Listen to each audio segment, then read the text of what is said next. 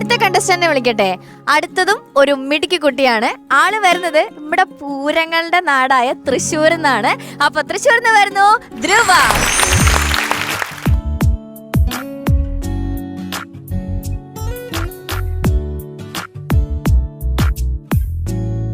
എന്റെ പേര് ധ്രുവ. ഞാൻ അഷ്ടമിച്ചിറയിൽ നിന്നാണ് വരുന്നത്. ഇതാണ് എന്റെ നാട്. ഞങ്ങൾ ഇടയ്ക്ക് ഇവിടെ വന്ന് പാട്ട് പാടാറുണ്ട്, സുലൈമാനിയും കുടിക്കാറുണ്ട്. ഇതാണ് ഞങ്ങളുടെ സ്പെഷ്യൽ സുലൈമാനി. ഇവിടെ ഇങ്ങനെ ഇരിക്കുമ്പോ എനിക്കൊരു പാട്ട് പാടാൻ തോന്നുന്നുണ്ട്. ഈ നിത്യഹരിതയാം ഭൂമിയിലല്ലാതെ മാനസ സരസുകളുണ്ടോ?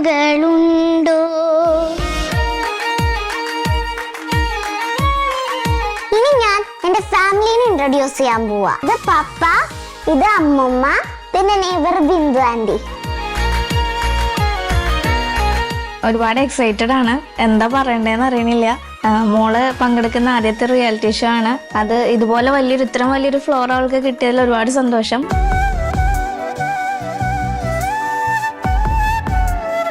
പിന്നെ അപ്പൊ പാട്ട് കൂടുതൽ സീരിയസ് ആയിട്ട് കൊണ്ടുപോകാനും കൂടുതൽ കാര്യങ്ങൾ പഠിക്കുന്നതിനും അത് വലിയൊരു വേദിയാവുന്നുള്ളതിൽ സംശയമില്ല.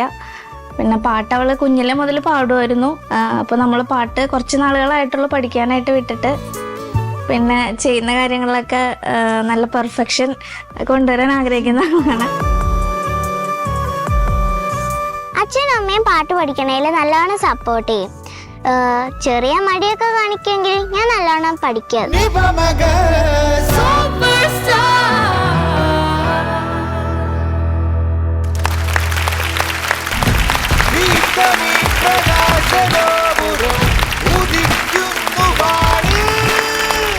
ഇന്ന് ഏത് പാട്ടാ പാടാൻ പോണേ? സുന്ദരിക്കുട്ടി കിട്ടു വന്നിട്ടുണ്ട്. മാനത്തെ മഴമുകിൽ.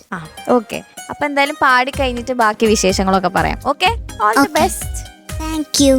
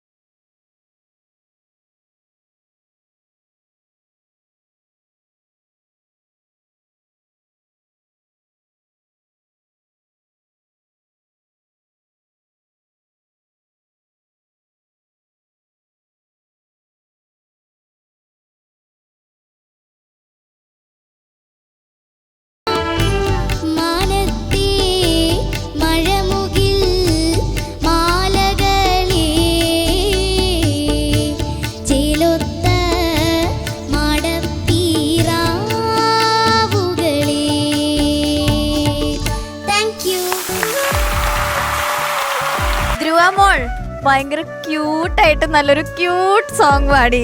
സൂപ്പർ ആയിരുന്നു. Thank you. ഓക്കെ, നമുക്ക് ചോദിക്കാം. ഷാനിക്ക. ധ്രുവ, യെസ് സർ. ഓ എന്ത് രസമായിട്ടാ എന്റെ മോളെ നീ പാടിയത്.